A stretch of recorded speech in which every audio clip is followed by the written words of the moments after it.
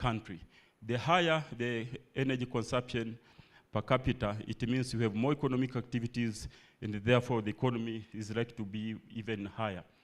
And to the developing countries where per capita energy is low, then this is negatively affecting us in terms of we are now not able to provide other needy services that are really important to be carried, to be supported by energy, and therefore services like water, and education, and so forth, they are negatively impaired by the low per capita energy consumption.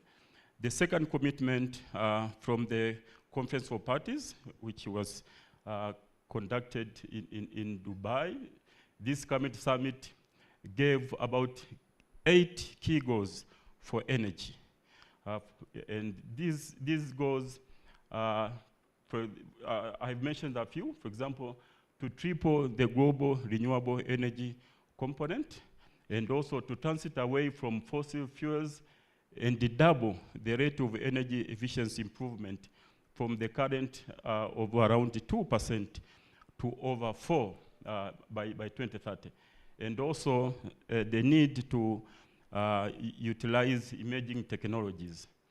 But besides the need for energy, again, energy is the first culprit in terms of greenhouse gases.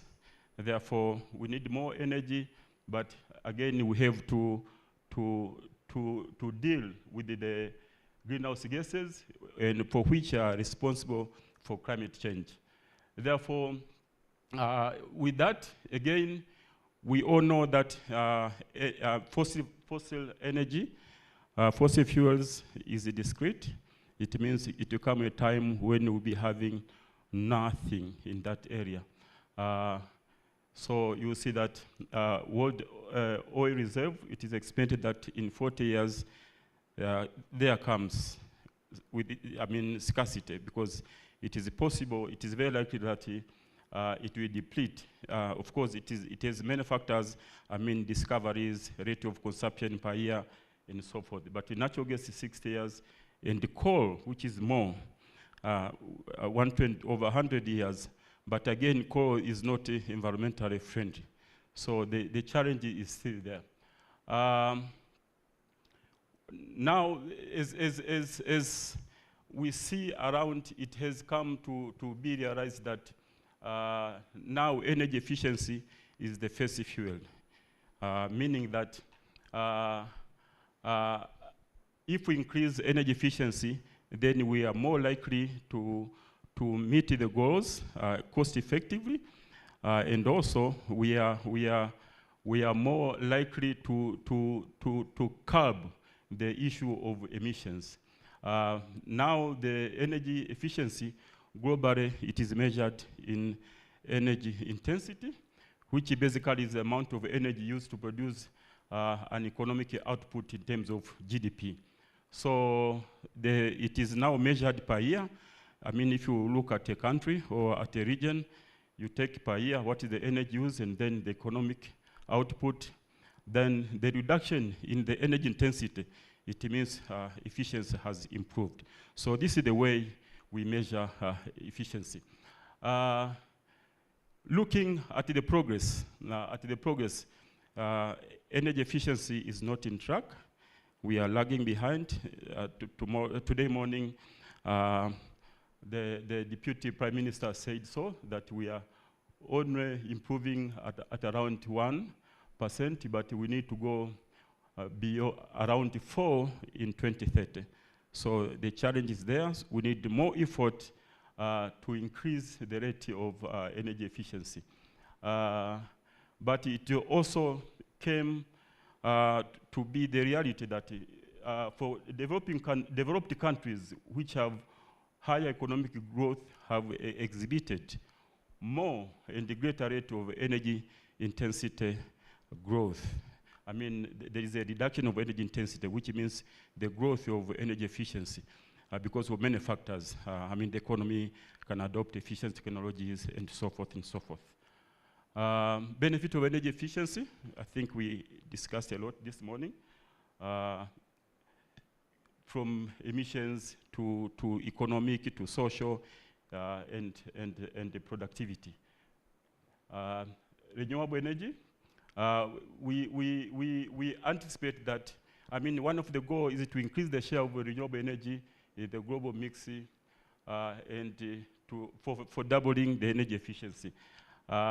If you look at the way renewable energy is applied, the renewable energy, we all know that it avoids the greenhouse emissions, and in case one does a self-generation, then you avoid to utilize the energy maybe which has been generated by fossil fuels, and it is possible to reduce peak loads, and particularly the application of microgrids with the smart technologies are becoming virtual power nowadays.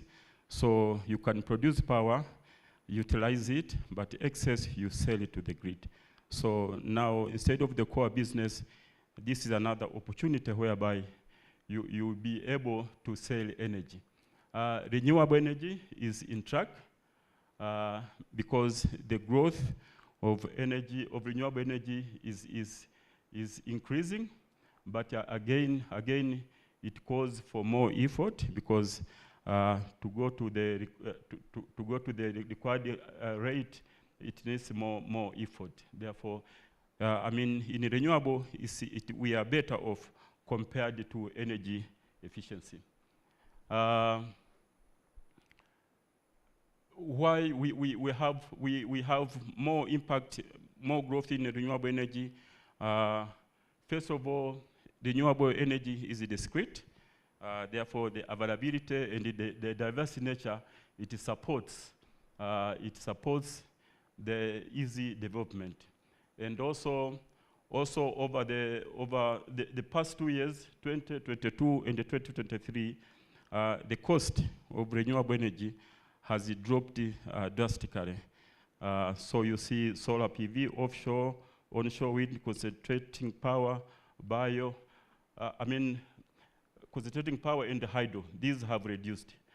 So it means now it is even more economical to go into renewable than to go into conventional power generation. So that is the direction we are seeing. Therefore, renewable have more opportunity to increase the global energy efficiency. Looking at the corporate level, that is to an individual, to companies, to manufacturing firms. Studies that we've done in Tanzania, we saw that there is limited awareness, and corporate energy management is not there. Majority are not certified, and this now, it means that we are missing the benefits of energy efficiency. Efficiency within a corporate body, I mean, it be a factory, it be a building, or an institution, we use a 5-step plus approach, which is a continuous improvement approach that involves, first of all, the spectrum management has to be committed to go into the process to support the energy efficiency, and then you have to of the energy performance, meaning you have to see exactly where are we in terms of energy efficiency, what are the challenges, where are the areas we can improve. And then after that, you create an action plan for areas that shows potential for improvement, and then after that you implement the action plan. After implementation, then that's not the end because it's a continuous improvement. You go again, make assessment, and you see more room for improvement. So energy saving from energy management good practices, you can save energy up to 25%. It all depends on the nature of the establishment. So initially, on the left top, you start to save energy 5 to 10% by implementing cost-effective measures like good housekeeping and so forth. They do not entail much investment, but again, you save energy and you save money. But as you impart more technologies into the system, then more saving is accrued. You can go up to 20%, then even more technologies, you go to 20 and above percent. So it is possible through the continuous improvement approach, it is possible to continue saving energy and cost. So we have seen this in the morning that energy management will contribute to the economy, environment, and the social. So energy auditing is a good tool that is utilized to assess the status of energy consumption in a given establishment. So just like a health check, you do a health check. So this is the energy health check. We do it through any auditing. So we identify management processes that are either supporting or not supporting energy efficiency. And after making the energy assessments, then you set objectives, targets, and action plans. And then you distribute the roles, who is going to do what, issues of financing and so forth. After that, as I said before, you go to monitor and do the continuous improvement. When you do auditing, this is the procedure. You analyze the past energy data, that is the historical audit. You conduct a survey, you make energy balances, whereby now you identify areas of implementation. Though historical audit, as I said, you check energy and many other issues to include the production or the service rendered. And you can also establish indices. Indices that is, if you check the graph at the bottom, this is it's from a water utility. So this is meter cubed of water pumped per kilowatt hour. So this graph tells you that from July up to the end, for the case of 1998, you pumped more water per unit electricity. Why? While during February to March, you pumped less water. So when you see this kind of discrepancies, that's where you are going to analyze further to see how exactly happened. So surveys, you go and conduct the survey. You can also utilize special equipment depending on the area you are assessing energy. If it is power, electricity, you can utilize the power data logger, which gives all the energy, qualities, volt, ampere, current, and so forth.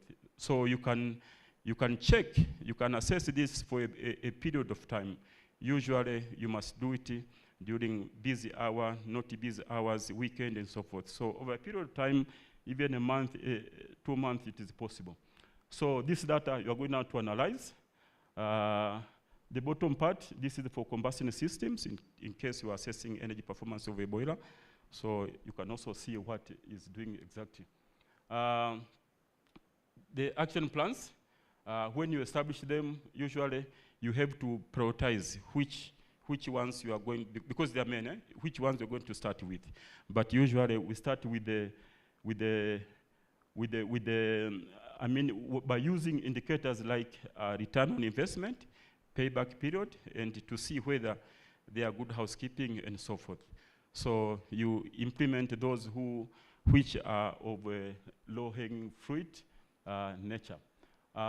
Typical findings, as I said, in the corporate status of energy, there are more, but these motors are of nominal efficiency, that is not efficient motors, the majority. And also, motor rewinding is a common case for which, if you rewind the motor, you are going to lose efficiency up to 20%, depending on the workmanship. And oversizing motors, you find a common practice in a factory. This motor is out of function, then they look for the next motor, as long as it will run the machine. So this can be oversized. So if you oversize this, then it means you are wasting energy and you are running the motor at an inefficient position. and also maintenance issues are there, for which we know that with the poor maintenance, the equipment will not perform sufficiently, and it will not be in an optimal performance.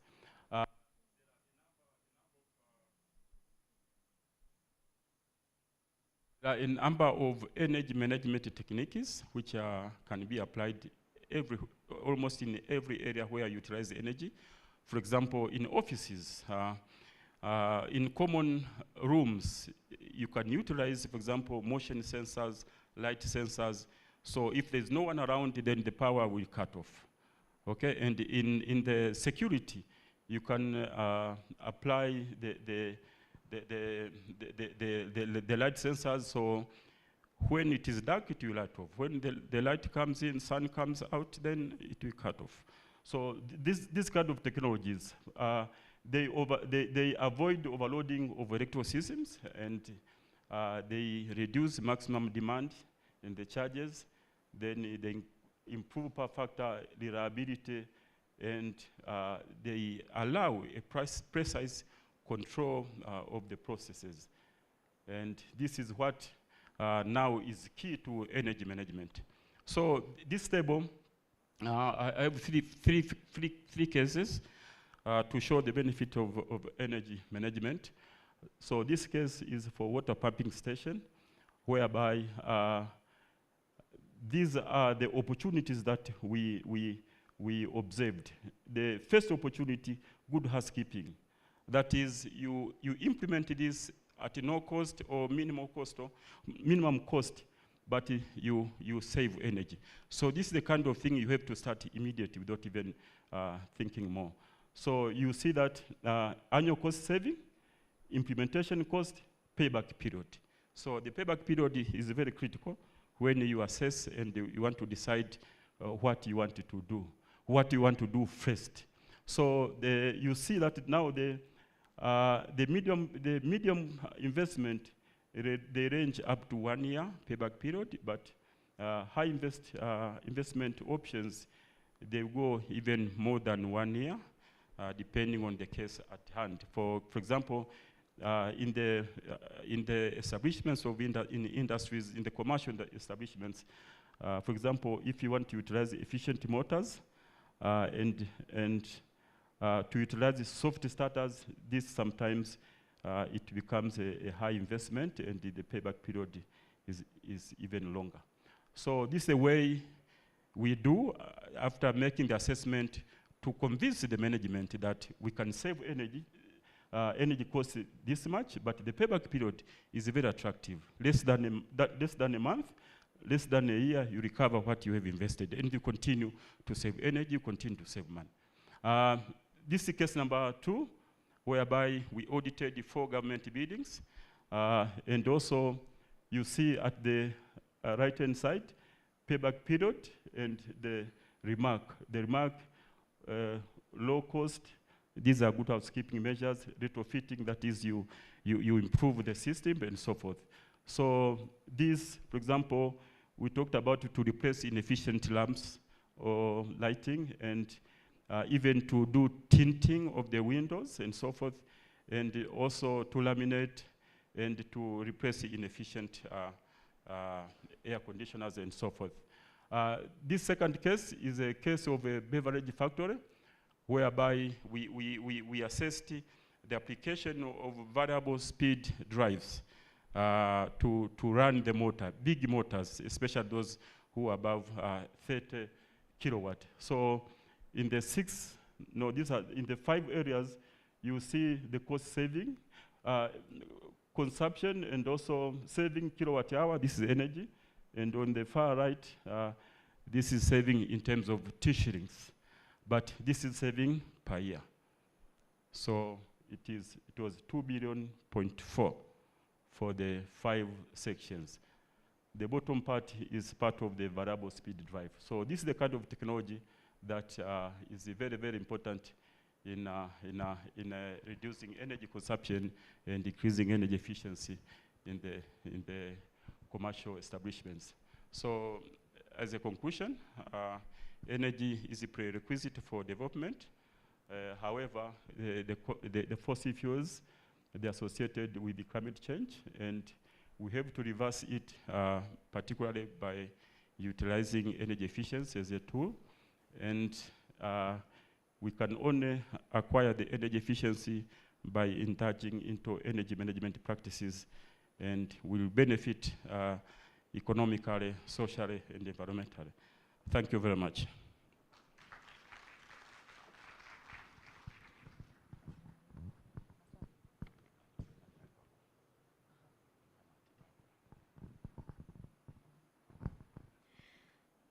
Let's put our hands together to Dr. Lugano once again. Thank you very much, Dr. Lugano, for a very wonderful presentation on the economic importance of energy management and auditing. Maybe we can allow some few questions, if time allows, because we have some more panel discussion. That's going to take some 20 minutes. Maybe we can allow 3 questions. If anyone has any questions or any elaboration you need, please press your button. Then we're going to receive your signal. Then you're going to ask your question, and Doctor will answer your questions. Karibuni.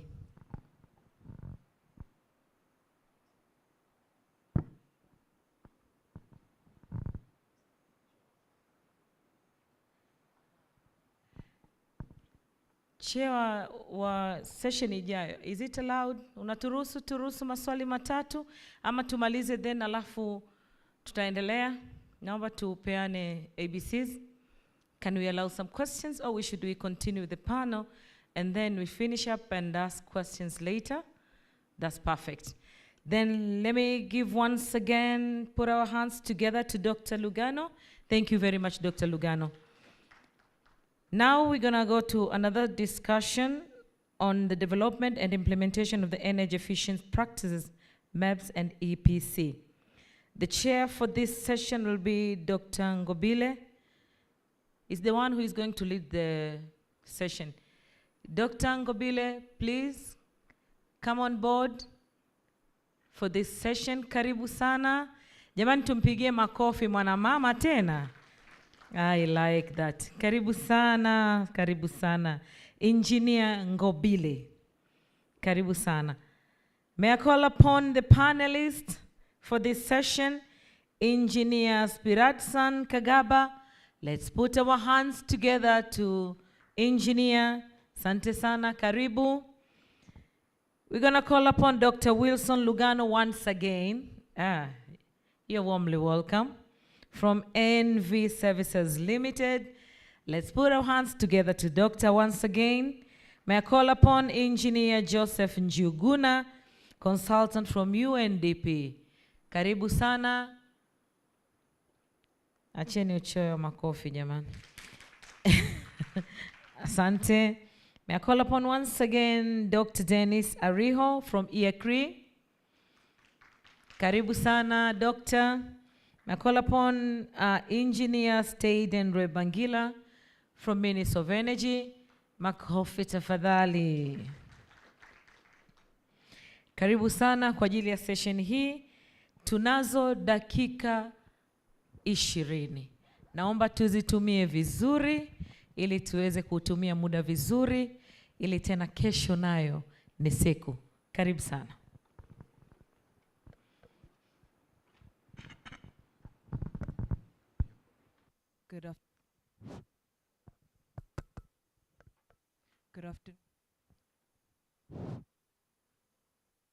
Good afternoon, everyone. Can you hear me?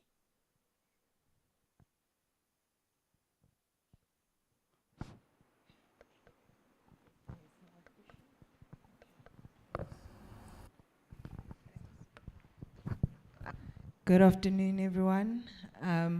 Thank you to the MC. I'm not a doctor yet, so hopefully I will be one soon. I am Ngobile Ngobo. I am from South Africa. I work for the South African National Energy Development Institute, which is a state-owned entity of government, particularly under the Department of Energy and Electricity, led by Dr. Khoshienzo Ramokgopa, and the institution is led by Dr. Titus Mate. Welcome to this discussion on the development and implementation of energy efficiency practices. I think it's been quite clear throughout of today that energy efficiency is quite key in order for us to move into not only addressing climate change, but ensuring that there's universal access. Energy efficiency is the first fuel, so it's very imperative that we look at that first before we start looking at other technologies. And it's one of the avenues where savings can be achieved or quantified quite quickly and quite easily. So with that said, I would like for the panelists to just introduce themselves. So I'm giving them 1.5 minutes each, and then also just to highlight their role in terms of energy efficiency practices and what they're doing in that space. So over to Engineer Spiritson.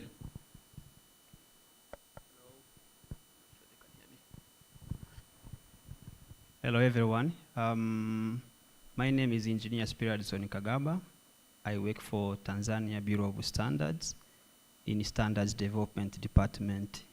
So I've been at TBS for almost 9 years, and my focus has always been on development of energy efficiency standards, renewable energy, and a bit of electric mobility.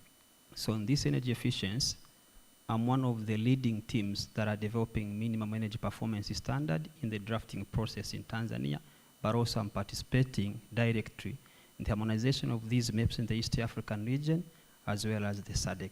Thank you. Thank you, Madam Chair. I am Engineer Dr. Lugano Wilson, mechanical engineer with an experience of over 20 years in industry. And my main area is energy management, for which I did various works in all areas of energy, it be household, buildings, industry, and so forth. I worked for Tanzania Industrial Research for some time, research organization Tildo, and then I moved to the Minister of Industry, and now I'm in the private sector, so this is an area to work together. Thank you very much. Good afternoon. I'm Joseph Njuguna, an energy consultant based in Nairobi.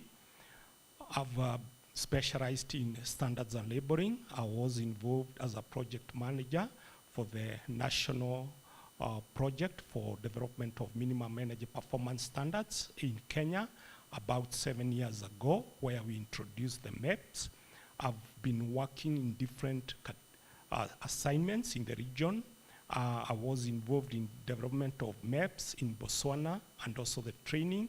I did the same for Ethiopia, and currently I'm doing that for Tanzania for the 5 electrical appliances, and in addition, I'm also involved in development of maps for 4 e-cooking appliances. Thank you very much. Yeah, good afternoon, ladies and gentlemen. I'm Engineer Dennis Ariho, and I'm the lead technical expert energy efficiency from the East African Center of Excellence for Renewable Energy and Energy Efficiency, abbreviated as IACURI. The center is mandated by the East African community to promote renewable energy and energy efficiency. And I have 14 years experience in renewable energy and energy efficiency. Thank you. Good afternoon. My name is Taiden Lobangila. I work for the Ministry of Energy as the Assistant Commissioner for Energy Development. I've been with the Ministry of Energy for about 20 years, and I've been involved in a number of initiatives on energy efficiency. And I led a team which prepared the first energy action plan, energy efficiency action plan. We are implementing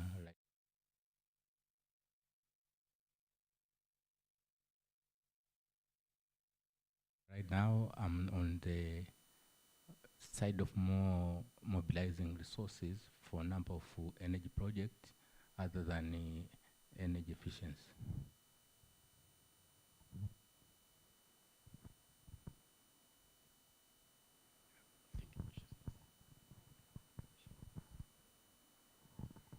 Okay, thank you very much for that introduction. As you can see, our panelists have vast knowledge across the board, especially when it comes to the strategic parts of energy efficiency and understanding where or how it should be done in the various countries and cross-regionally as well.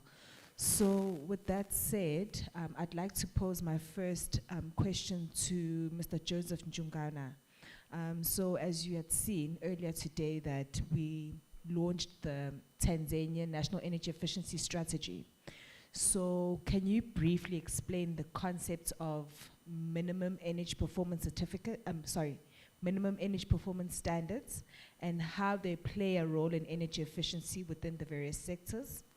And also just give us, in terms of Kenya's context, how do energy performance certificates complements minimum energy performance standards, and why are both needed to accelerate energy efficiency improvements?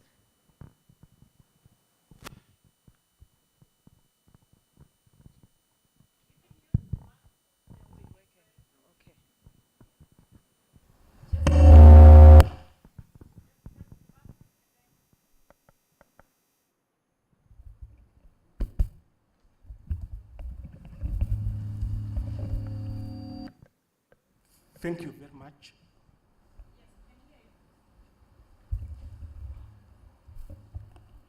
Let me, I think because, let's just use this.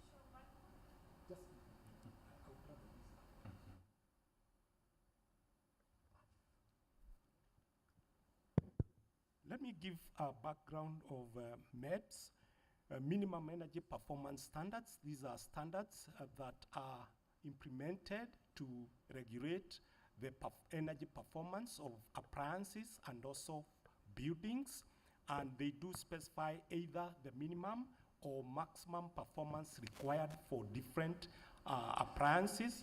For example, if we have the writing here, we would say one bulb should give us a minimum of 100 lumens per watt, so that would be the minimum. And for a fridge, we would say that a fridge should not consume more than 200 units of electricity every year. So it's both minimum and maximum performance measurement, and they are either voluntary or mandatory. But what we have found is in our region, mandatory MEPS would work as compared to the voluntary.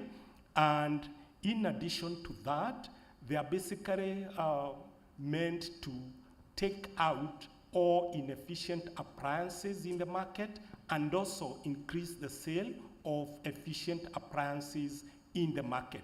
So all we are targeting is market transformation from inefficient appliances to efficient appliances. When you look at EPC, Energy Performance Certificate, these are basically meant to assess and label energy performance of building, which is based on actual or expected energy consumption. And both EPC and MEPS work together, but EPCs are more detailed just to give the general performance of any building. In Kenya, we have seen great strides in MEPS market, because when we did the MEPS about 7 years ago, over 30 models of fridges were cut off from the market. Unfortunately, the market is still there in countries that do not have MEPS. So that MEPS is a complementary policy initiative to improve the energy efficiency goal of any country. In terms of where they both important in any country. I think MEPs and EPCs both provide regulations and in terms of transparency for energy performance of both buildings and appliances. They do also provide an avenue for continuous improvement and accountability. For an EPC, if this building is rated, let's say, 100 kilowatt hours per meter squared, of course, in future, the landlord would like that to be 90 kilowatt hours per square meter. So he'll need to have a plan for both the reduction and improvement. The two also incentivize consumers and users for making for making informed choices. Otherwise, if I just come to this building and I have another building, how will I be able to compare the two buildings without an EPC? Or if I am buying a fridge, on what basis would I go for model A as compared to model B? So this is a good initiative, and I think for the countries that are lagging behind, this provides a great opportunity to improve energy efficiency goal. Thank you. No, thank you very much for that response, Joseph. So I can see that a lot has been done within Kenya. Guys are really taking big strides in terms of ensuring that you promote or push energy efficiency through the minimum energy performance standards and the EPCs, and making them mandatory is quite imperative, because if there's no consequence, then people are not going to uptake or implement what needs to be done. So looking at that, Dennis, you are sitting at a regional platform, the IACRI. So having that oversight regionally, what has been the regional experience in the development of minimum energy performance standards, labels, and other energy efficiency policies? As we all know, IACRI has experience in the development of the Eastern African Community Region, the MEPS, the label compliance framework, the public procurement guidelines, and also the e-waste management guidelines. If you can just give us a bit of insight on that. Yeah, thank you, moderator. IACRI has been involved in the development of the ESC regional minimum energy performance standards for lighting, and these were adopted in July 2022, but after a series of consultations, both at the national level and also at the regional level. And the process began by hiring of a consultant to draft the MEPS, and then subject them to the ESC processes for regional harmonization of standards. And already countries, Uganda, Uganda, Kenya, South Sudan, Rwanda, and DRC have adopted these standards.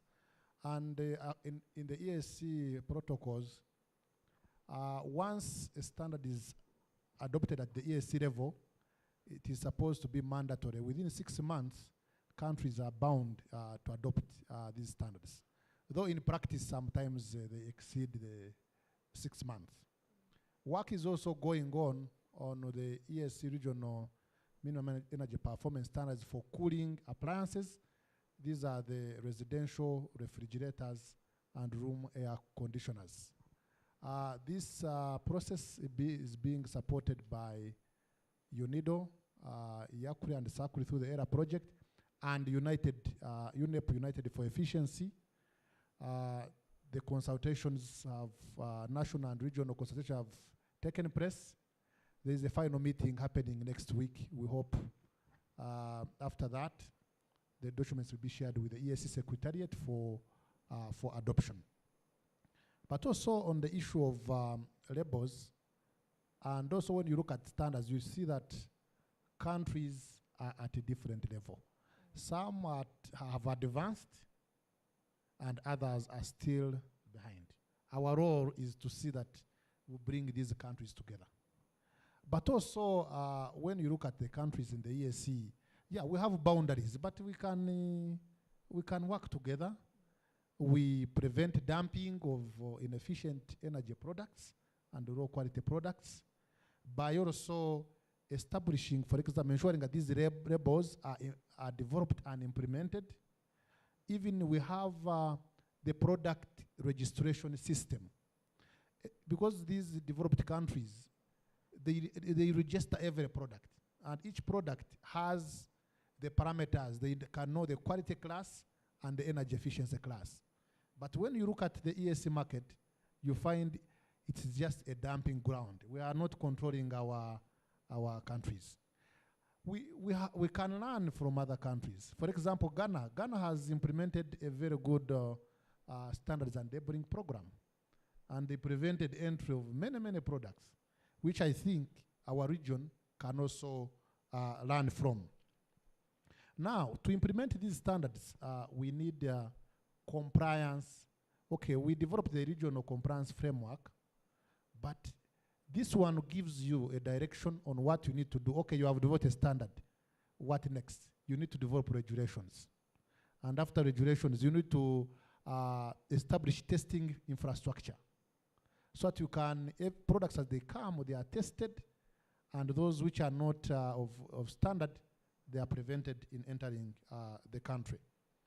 But also another issue we see that we still have limited capacity, technical capacity, which I think we can work as countries to invest in a human resource. So that the more we have more professionals, and also the more we work on the ecosystem. The financial institutions should be working with the universities, the government, standards bodies, all of them, each one playing their role. In that way, we can be able to promote these standards, implement them, and also other energy efficiency policies. Thank you. No, thank you for that insight, Engineer Dennis. You raised quite an important point there in terms of, human capacity. It's very important that we upskill and we reskill personnel within the regions and within the countries so that they can fit for these new roles that need to be met in terms of the new demand of making sure that we have energy efficiency appliances, making sure that energy performance assessments are conducted in buildings. So we have to ensure that we carry everyone along, and think the EACRI has played quite a significant role in that, in terms of regionalizing or harmonizing these policies and standards regionally. So with that said, maybe just to get from Tanzania's point of view, Spiritson, can you maybe give us insight or just maybe share what have been the challenges that you have faced as you work for Tanzania's Bureau of Standards in terms of ensuring that industries and buildings comply to these new standards in terms of the minimum energy performance standards and EPCs? Thank you. Is it working? All right, thank you. Actually, you asked about the challenges that we face in ensuring that industries and basically all stakeholders that are involved in the supply chain for energy efficient appliances, like when enforcing these standards, what are the challenges that we do face in doing that? Basically, my experience tells me setting a standard is a simple process.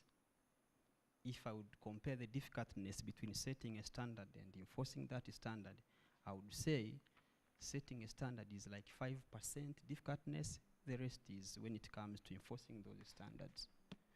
So what are the challenges that we face in enforcing standards? The first thing is fear and resistance from stakeholders. As you may be aware, naturally, a human being wants to live in their comfort zone. So anytime when we publish a compulsory or a mandatory standard and we announce that it will come into force after 6 months of its publishment, we start facing those challenges, resistance. They don't want to comply because they think this is going to cause problems, they are cause affordability issues and some sort of stuff. So that's one of the challenges that we do face. However, this is the reason of people not being aware, like, okay, if these standards are brought, we have advantages. If complying to them, they give us safety benefits in terms of human health, the environment, but also in terms of economy.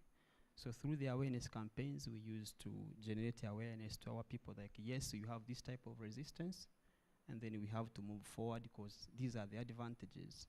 And as usual, you have advantages, but you always have to have disadvantages as well.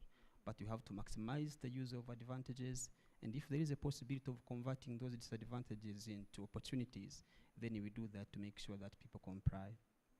Another thing is when it comes to controlling borders. It's huge. I think it's one of the biggest countries if you look at the square meter or square kilometer in the East African. So we have ports, we have borders, some of which are not that formal, and people use those borders to import appliances into our market. Those are non-compliant. Now, when inspecting those appliances or any other product, we face a lot of challenges. You might go to the market and find, oh, where did this come from? Because we made sure you deployed inspectors at your borders, but again, you come to find some product made through to the market in the non-compliant. Now, how do we do that? We have a strong and regular market surveillance to visit the market to see what is happening. Despite the fact that we do check at the point of entry, especially for those that are coming from, for those products that are imported into our countries, we used to visit the market regularly to see how is it working and ensure that the market is immune from non-compliant products, but as well as counterfeit products. But again, this is one of the another challenge that we face. Now, when it comes to standards like minimum energy performance standards, for example, unlike any other standards, there is a rapid advancement of technology.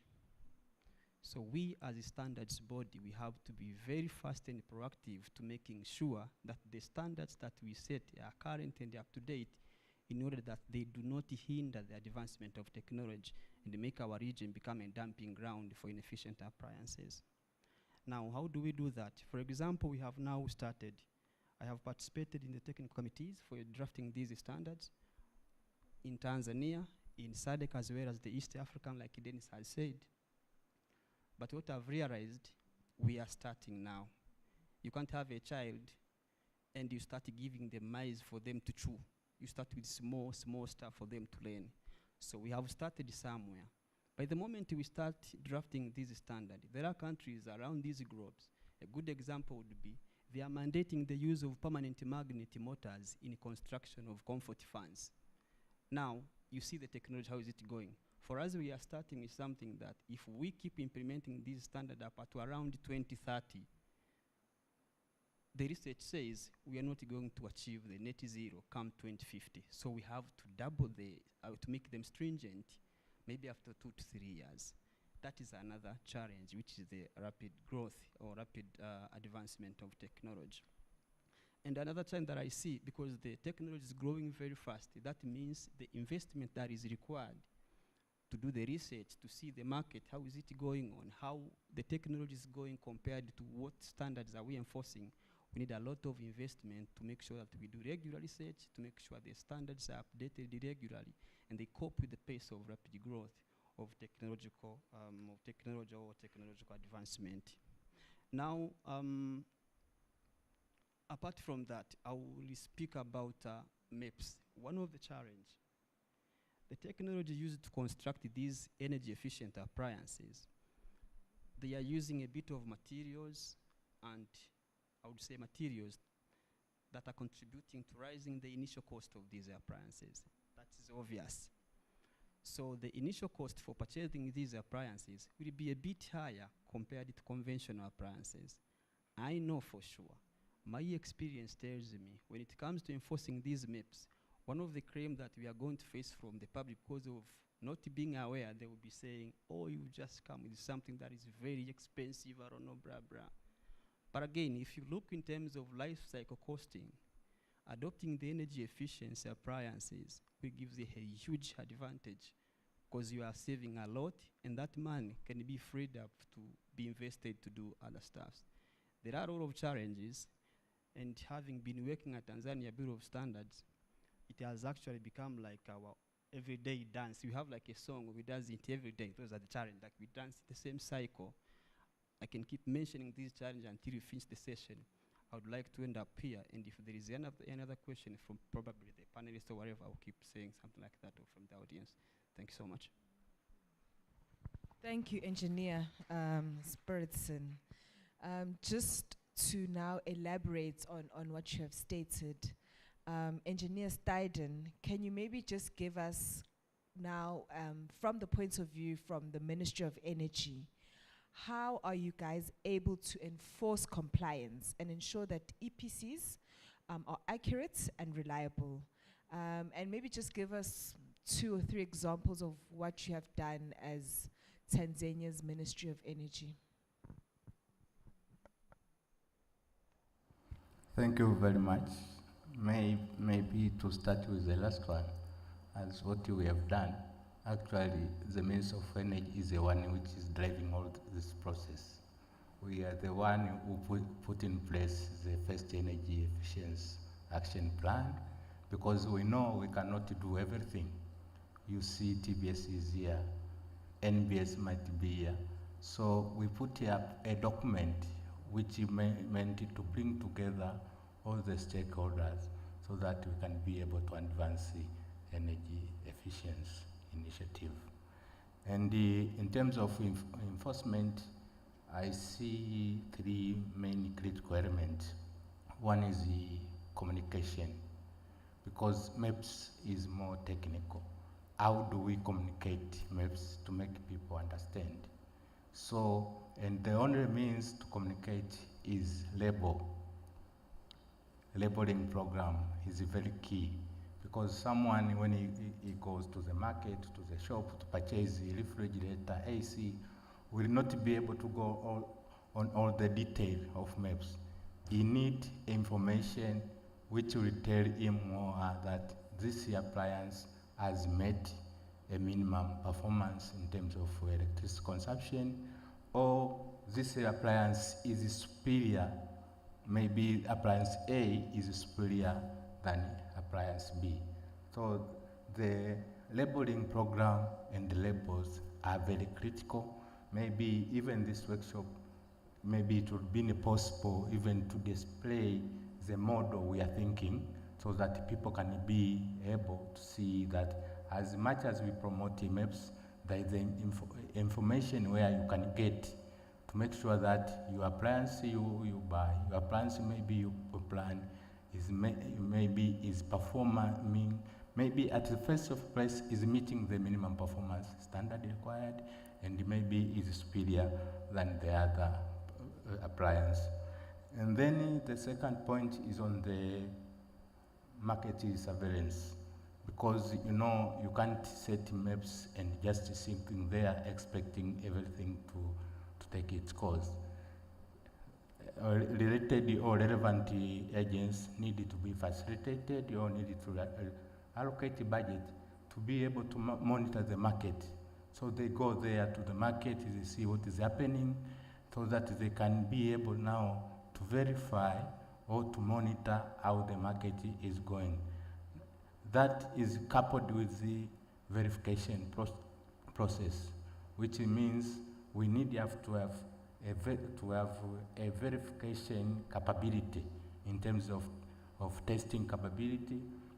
Luckily that when we put this program, we made sure that the TBS is equipped with the testing capability, so that they can be able to test whatever appliances we have already identified, so that they can make sure that whatever comes to the market, it meets the required minimum performance. Thank you very much. No, thank you for that, Engineer Steiden. It was quite insightful. Yes, awareness plays a huge role in terms of compliance, in terms of implementation. And I think what we're also missing is we need to start, you know, doing awareness campaigns at grassroots levels.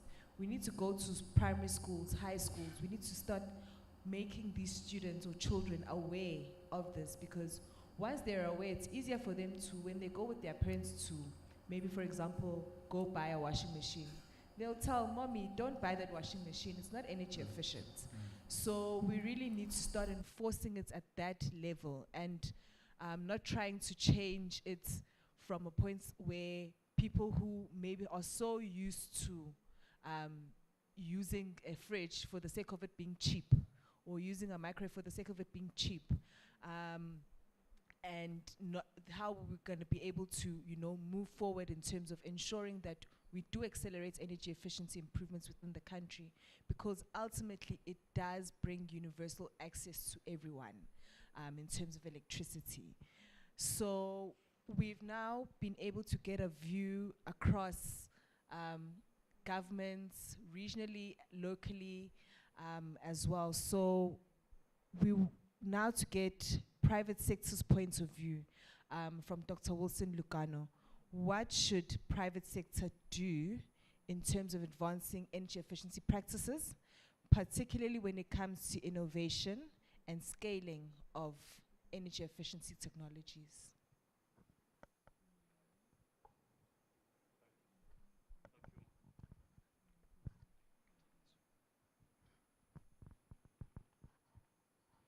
Thank you.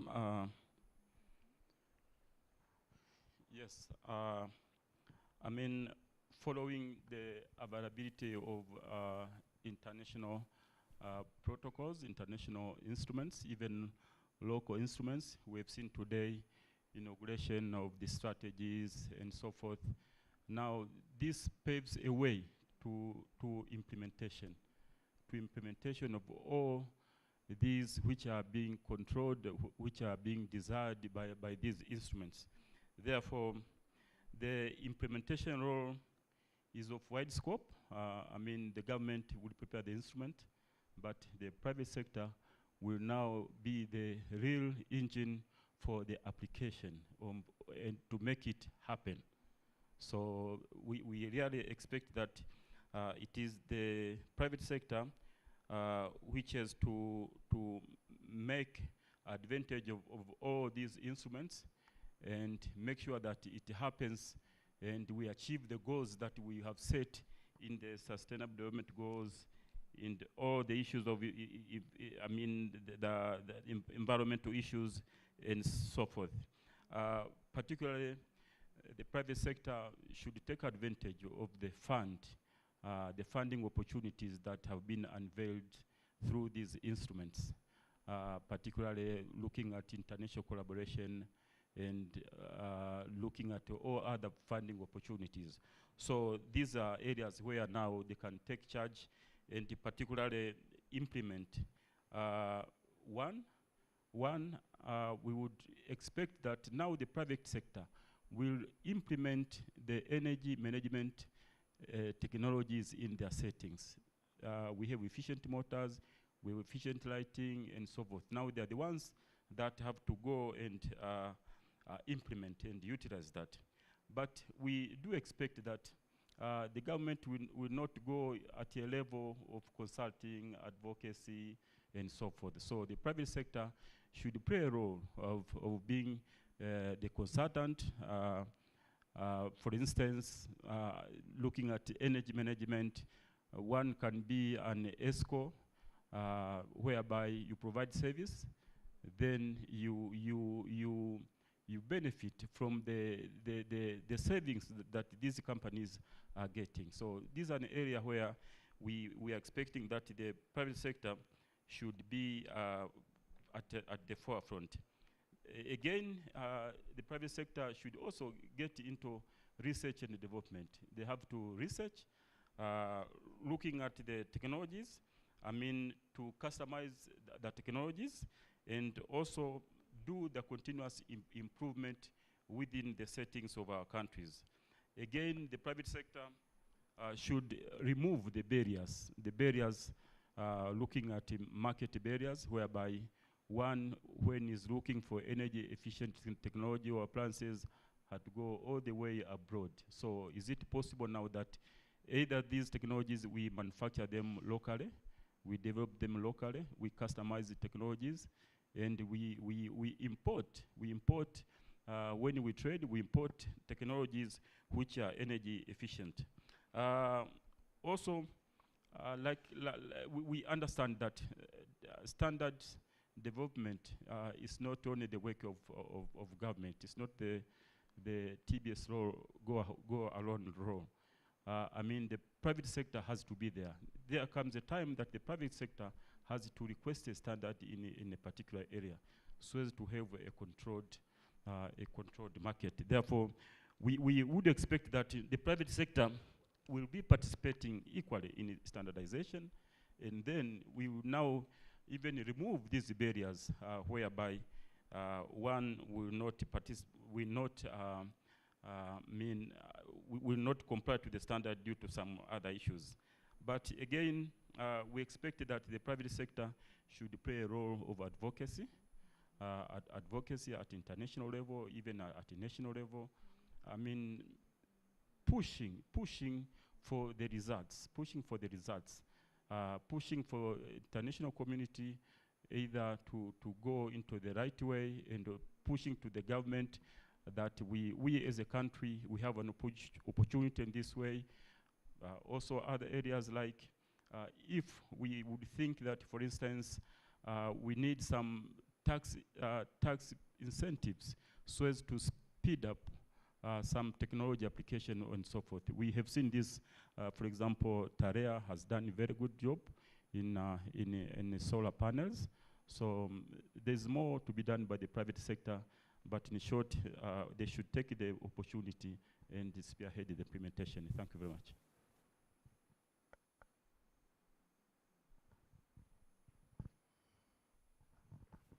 Thank you for that insight, Doctor. The key points I think that I've taken from this discussion was, firstly, we need to be inclusive in terms of how we do things. We need to be harmonized as well, regionally and locally. We need to ensure that we do push, these standards by conducting awareness needs to be done. Mass scale needs to be done at grassroots levels. It needs to be done individually at home. Your family members need to be aware.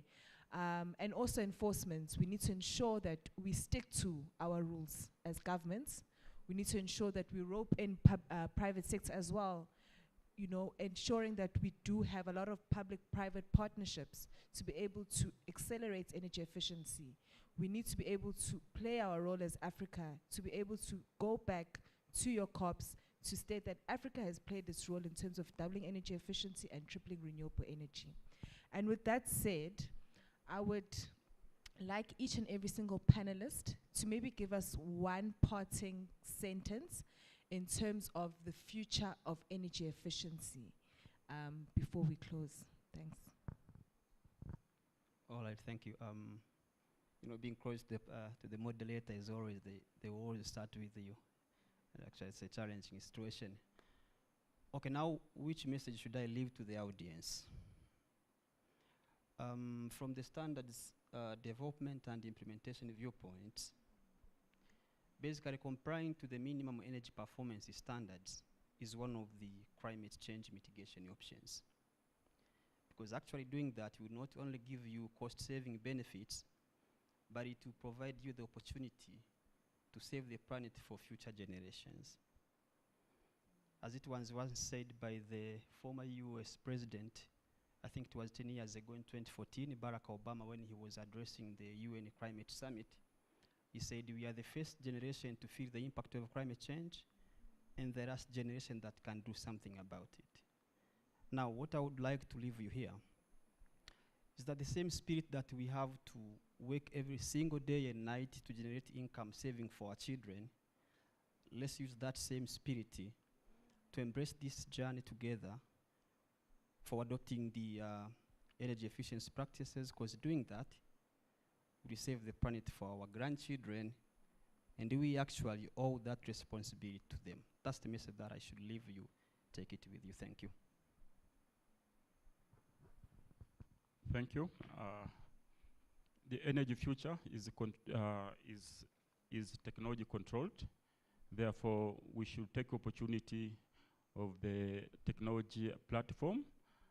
One, we are sure that will be more efficient. That is, will be cost effective, and even prices of our products will go down. Therefore, we should take this opportunity by going further, by making use of the technology and inventing even more businesses within the developments.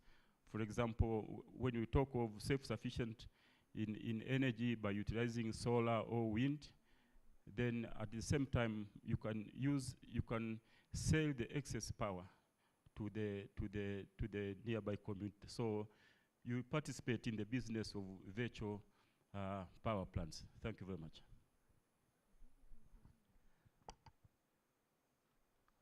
First, I think I would like to really thank UNDP because of being at the forefront of SNL in the EAC. They were the first to support the project in Kenya, and now they're supporting the Tanzanian project. Thank you very much.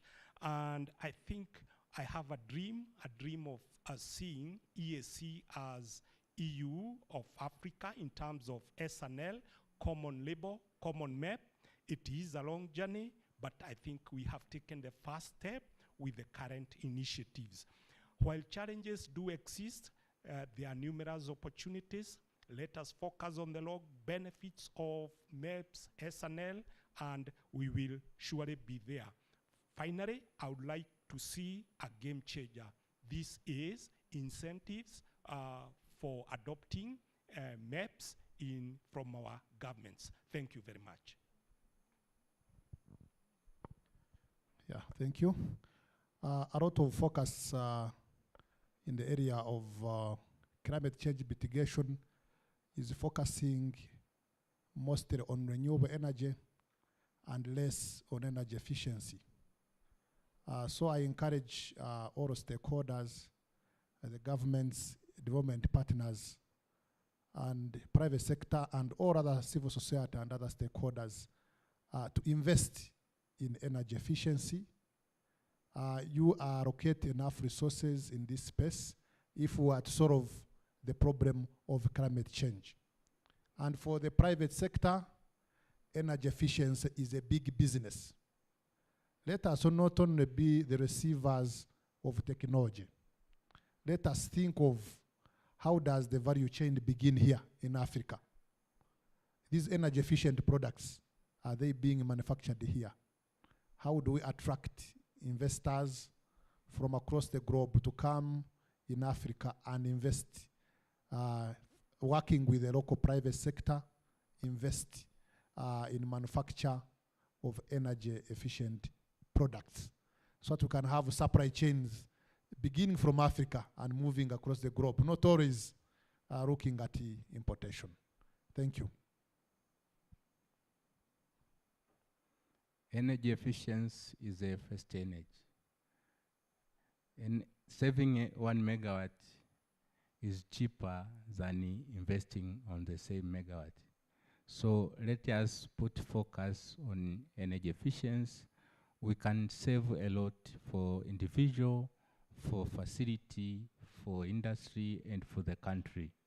Think of maybe investing 10 megawatt and another initiative on saving 10 megawatt. On investing on 10 megawatt, you do a lot. You do environmental impact assessment, you do a social impact assessment, but the saving is just a simple method and less investment, which might save us time, energy, and the other investment. Thank you very much.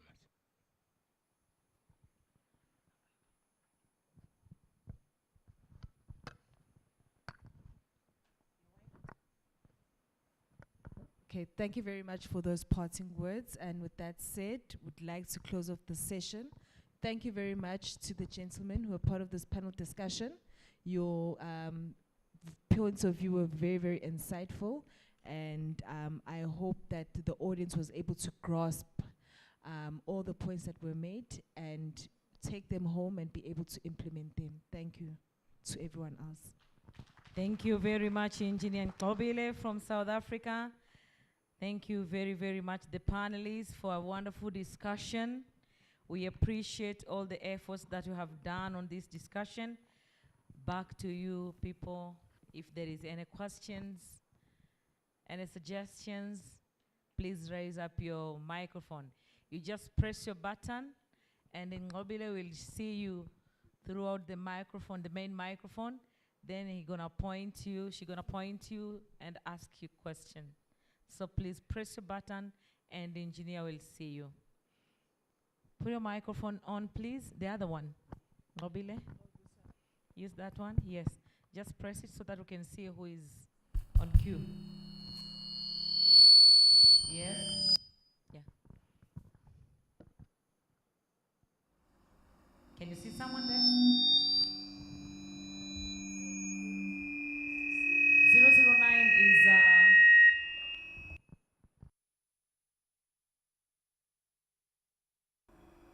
009, please read.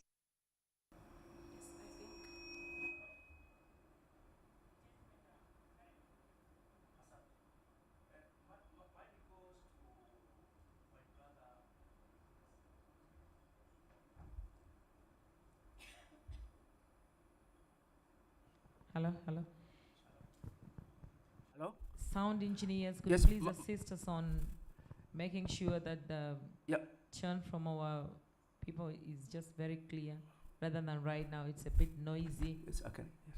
Mine goes to my brother Dennis from Iakri.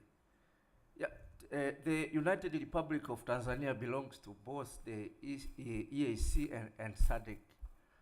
And in these two blocks, through the Iakri and SACRI, under the cooling program, you have developed the maps for AC and refrigerators.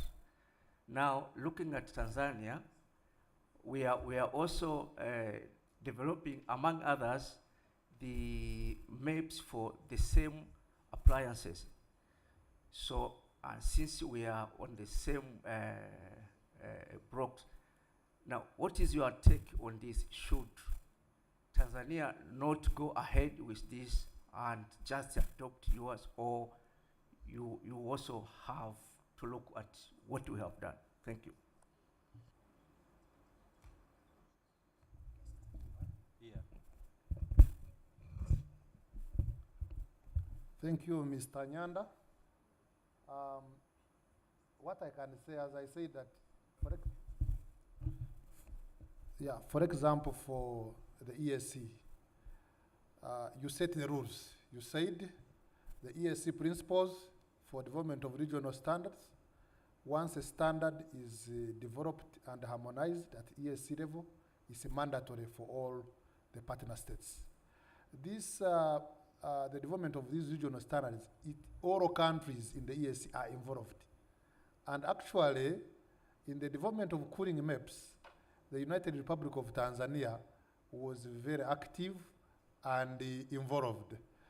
So now, if in case you develop a new, develop a new standard when you have harmonized, it looks very political. But what I think, since these cooling maps are not yet adopted, you get those documents. I think the stakeholders have not gone through them, and then you add in your proposals into those maps so that they become harmonized. Because I think technically, when you look at the cooling maps, they are basically following the international standards. For example, the ISO and IEC, and then customizing them to the region. Even when you look, the cooling maps for SADC, they were adopted in November 2023. So meaning already Tanzania is already part of those maps. So what we are now adopting in EAC are similar to those in SADC. So what I suggest is that you need to coordinate among among your national stakeholders so that you come with a position. Otherwise, it will look as double work. Instead, the resources would be focused on implementation, on the enforcement of these standards. But in the case you see that there is any technical issue, on the EAC side, you still have a chance to submit and edit and make sure that they align with the national goals of United Republic of Tanzania. But I would also request Mr. Kagaba to respond, since he's from TBS, and I believe his team or him have been involved in both processes for the EAC and SADC. Thank you.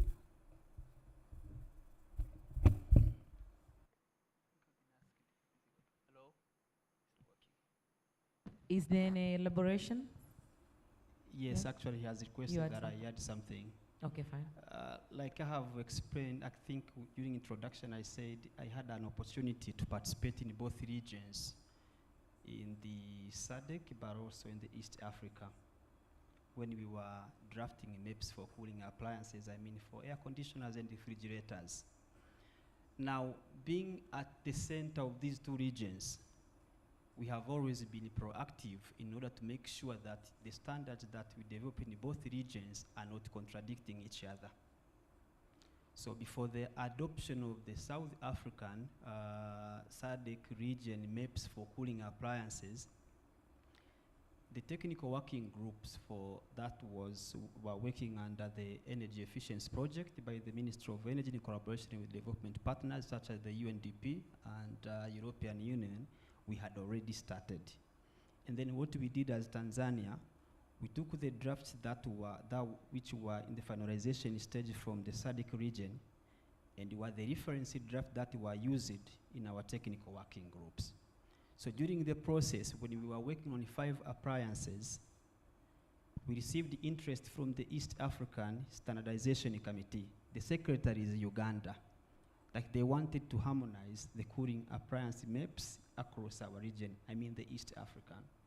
And the reason for us to be active if we participated was because we had already gone through those standards in SADC. We were working with those drafts in our technical working groups, and those are the same drafts that went to the East African regions. So basically, when these standards are published and gazetted in our regions, they are the same standards throughout. The requirements are the same. So if you comply with that standard, if you were tested in Tanzania and you found complying, you can ship your consignment anywhere in the SADC region and the East African region. Now, technically, we do standardization based on the WTO agreement that if there is any standard, if you want to develop a standard, don't just hide in your room and develop a standard, because standards are there to facilitate trade, and they're not there just putting technical barriers to trade. Now, what we did as Tanzania, basically, since we have already seen that we have the same standard in East Africa and SADC, that's why, under the supervision of IACRI and SACRI, we are pushing forward to have the common energy efficiency label. There is no point if consignment are shipped from Kenya to Tanzania, you go to the border, we have the same standard, but we have a different energy efficiency label, and you say, just seal your consignment, you have to remove all the labels and put Tanzania labels before they access Tanzania market. I don't think that makes sense, right? So having a common label will make it easy, because you have already have a same standard when they are publishing in both regions. The same label will make it easy for us to enforce the standards together, to work together to ensure that we achieve objective under the MEPC implementation process. I'm not sure if I made the clarification that I was required to do. Thank you. Gentlemen in the audience, were your questions covered? Do we have any more questions on the floor?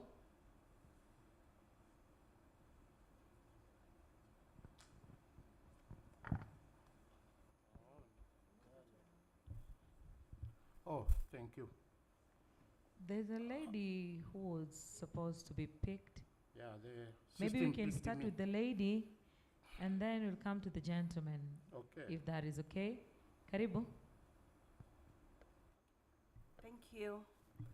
Yeah, first of all, I want to congratulate the panelists for a very good discussion you had. So my question goes to Njuguna. You just said Kenya has done a lot on maps. And I really want to know if there is any data or any research done in Kenya specifically on maps, just to establish how far, you have gone, what the impact so far specifically on energy efficiency, maps specifically. And my second question goes again to Dennis Cree on this harmonization. Is there any strategic kind of plan how to coordinate this? You just said there's a lab that is going to be established, or correct me if I'm wrong, at Uganda also, at Sakri. Yes, that's it. Hope you got it. So how the coordination is going to be, just to smooth the whole process of, we know they are importers, how this certification to allow the product to get into different countries. Any plan set for that? And actually, again, someone preempted me in regards to these maps in terms of harmonization. I see different countries. Kenya reported already had the maps. Tanzania as well. We are having it. How do you coordinate again the plan? Strategies to make sure that we are not wasting these resources unnecessarily. Maybe we just pick the document that is there. Kagaba said they took a draft. If this was already finalized at IACRE, so that we Tanzania, we just customize to our context. Thank you. All right. I think there are some 4 questions in one question, so better distribute it equally so that the lady could be satisfied. Good, I think I can go first. Last year, the Energy Petroleum Regulatory Authority commissioned a nationwide impact assessment study for the maps that have been in operation for the last 7 years. That report is still a draft, and it had very, very interesting findings because there are numerous benefits in terms of energy and monetary savings. It's still a draft, and I think we should be able to share that with UNDP once it's finalized, and it can be a public document. Because standards have to be reviewed every 5 years, so EPRA really wanted to see the impacts and also the need for improvement of the standards that have been there, because technology has really changed. Thank you.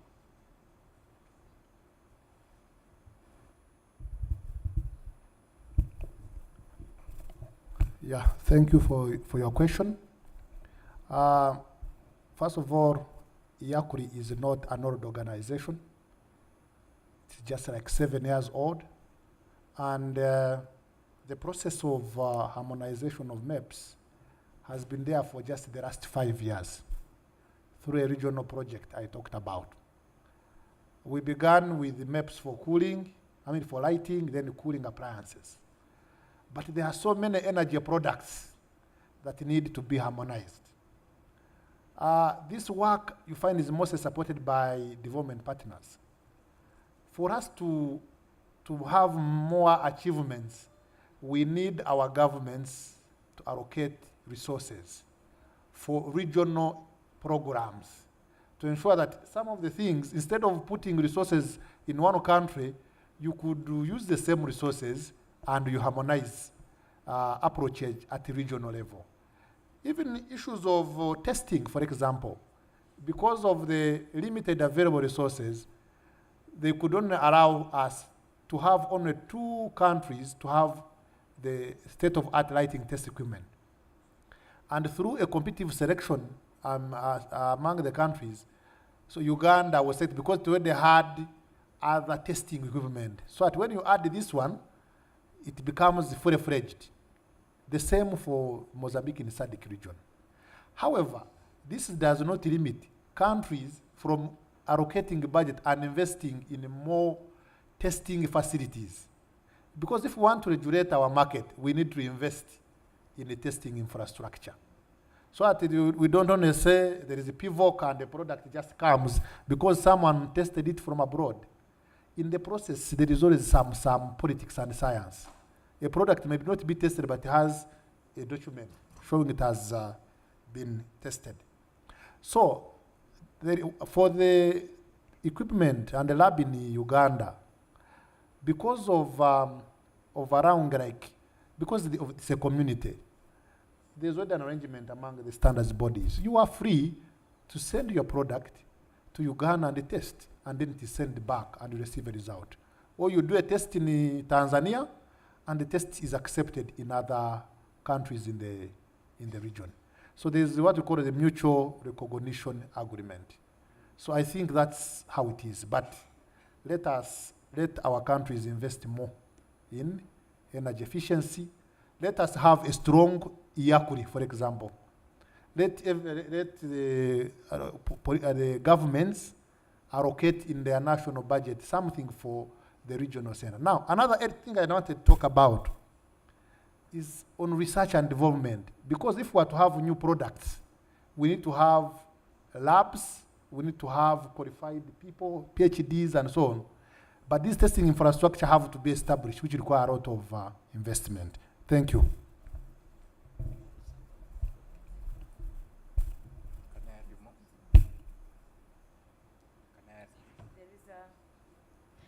Some elaboration from Tanzania side. Engineer Rebangira wants to add something. Yeah.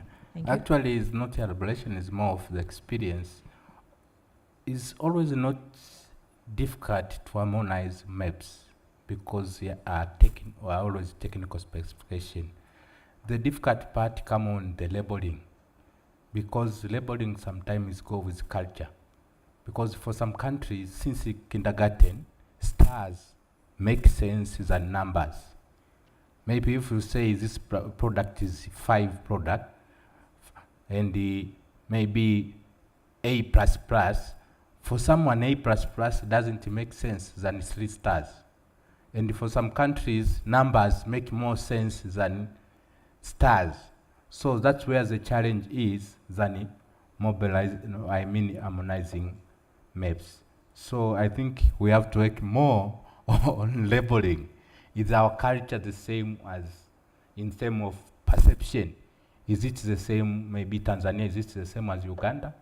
Can we adapt the Kenyan label because it has been there for quite some time? Or we have to come with our own label? That's where I see the main challenge. Thank you. Okay. I wanted to add something. I think they have already exhausted everything in my opinion. I might be wrong, basically. But I need to add something to your question when you asked about the coordination mechanism. There is a study which was done globally in 2019, looking at the infrastructures, the investment that would be required in setting and sustaining infrastructures for testing against the minimum energy performance standards. But in addition to that study, we also have experience from the Ministry of Energy and the UNDP and European Union and the Irish government project. We have the experience from the procurement processes. I would like to say those appliances are expensive and not everybody can afford. And that's one of the reasons, if you look in Africa, I'm not so sure if we have more than 3 laboratories that can test the air conditioners when it comes to minimum energy performance standard. We are lucky. Tanzania, we are one of those countries who we have testing facilities for air conditioners. Now, having done these studies, the study went further, looked at the sustaining of these laboratories, looking at the accreditation costs, look at the operating cost of these labs, they are very expensive. Not that very expensive, but that expensiveness, if not well analyzed, could end up jeopardizing the implementation of MEPS objective.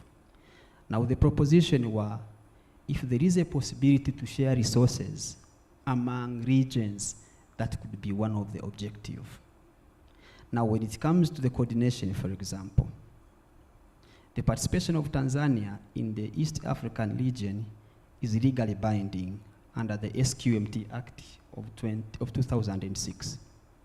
That if there is any standard that has been published in the East African region, any partner state with the same standard has to withdraw it and use the East African standard. But the participation in the SADC is voluntary. And we are being smart here because we are in the middle now. And we have to make sure that we have the same standard, because having the same standard globally is the best practice, because that mitigates the costs. So I remember the regional and compliance framework that was actually proposed under East African region. It is actually proposing sharing of resources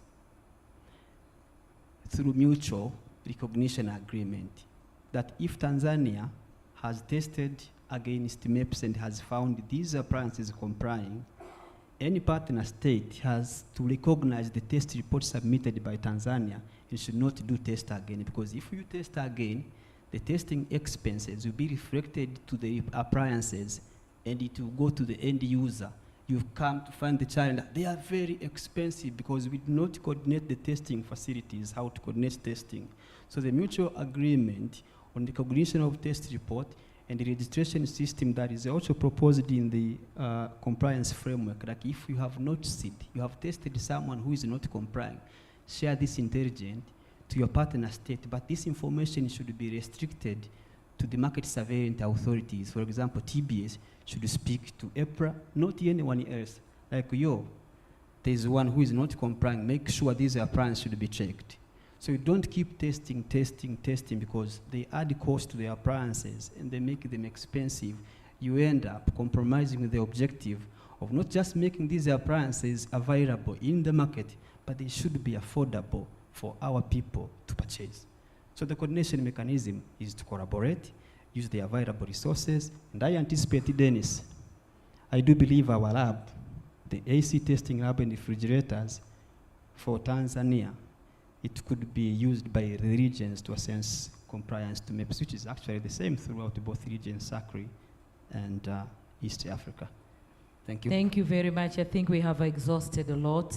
We were allowed to have 3 questions, and we have managed to get 3 questions, and the time is not on our side.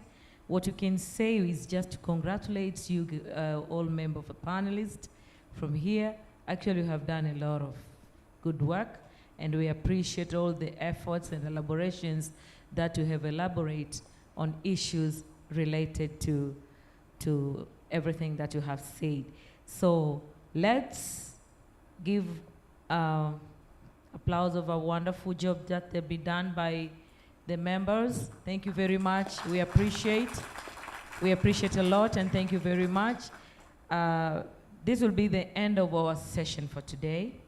Tomorrow we're going to have another session, and our session tomorrow is going to start around 8:30 in the morning, and it's going to be end around 14 hours if I'm not mistaken. So please, let's utilize the time we have for tomorrow. We're going to have 3 discussions, and then we're going to have a closing session.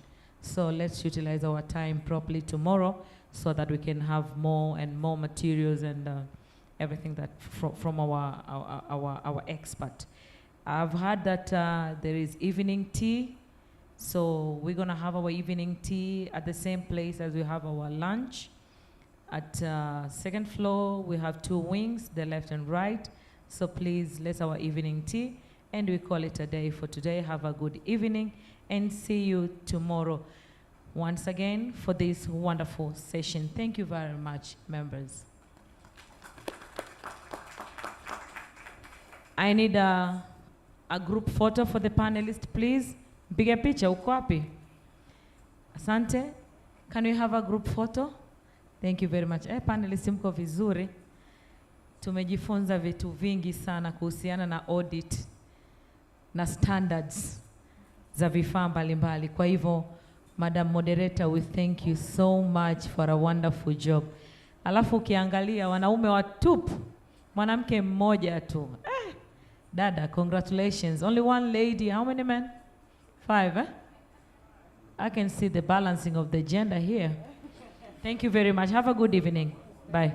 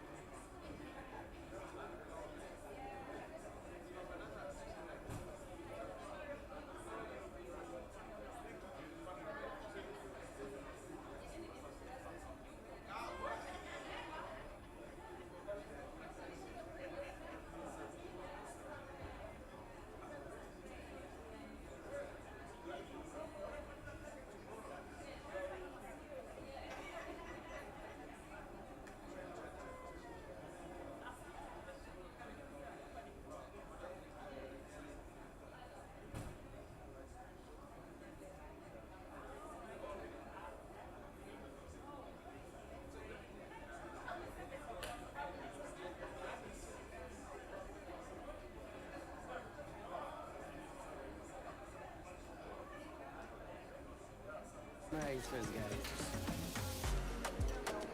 But after that, it's always